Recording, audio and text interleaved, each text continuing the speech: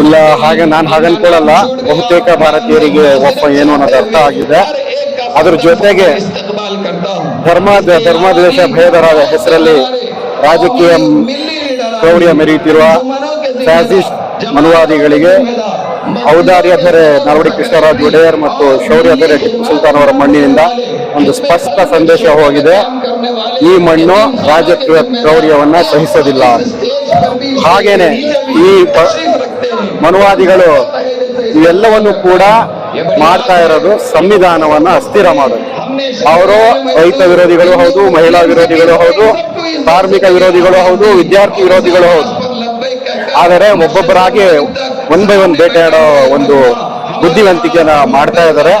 ಆ ನಿಟ್ಟಿನಲ್ಲಿ ಸಮಸ್ತ ಭಾರತೀಯರು ಸಂಘಟಿತರಾಗಿ ಇವತ್ತಿನ ವಾತಾವರಣ ಹೇಗಿತ್ತು ಅಂದ್ರೆ, ಎಲ್ಲೋ ಈ ಫ್ಯಾಸಿಸ್ಟ್ಗಳ ವಿರುದ್ಧ ಎರಡನೇ ಮಹಾ ಸ್ವಾತಂತ್ರ್ಯ ಸಂಗ್ರಾಮ ಮೈಸೂರಿನಿಂದ ಪ್ರಾರಂಭವಾಗಿದೆ ಅನ್ನೋ ಒಂದು ವಾತಾವರಣ ಇತ್ತು.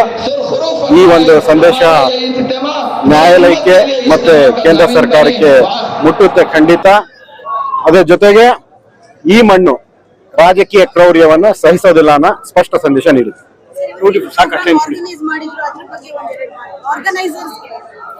Organisers Muslim personal law board ಜೊತೆಗೆ ಮೈಸೂರಿನ ಧಾರ್ಮಿಕ ಗುರುಗಳು, ತುಂಬಾ ಜನ ರಾಜಕೀಯ ಮುಖಂಡರು, ಉದ್ಯಮಿಗಳು, ಮುಸ್ಲಿಂ ಸಮುದಾಯದ ಎಲ್ಲ ಉದ್ಯಮಿಗಳೆಲ್ಲ ಸೇರಿ ಎಲ್ಲರ ಸಹಕಾರದಿಂದ ಸಹಾಯದಿಂದ ಒಂದು ಅಚ್ಚುಕಟ್ಟಾದ ಕಾರ್ಯಕ್ರಮ ಆಯೋಜನೆ ಆಗಿತ್ತು.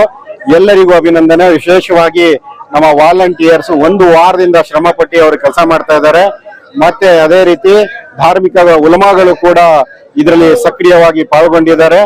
ಎಲ್ಲರಿಗೂ ಒಮ್ಮತವಾಗಿ ಧನ್ಯವಾದಗಳು, ಅಭಿನಂದನೆ.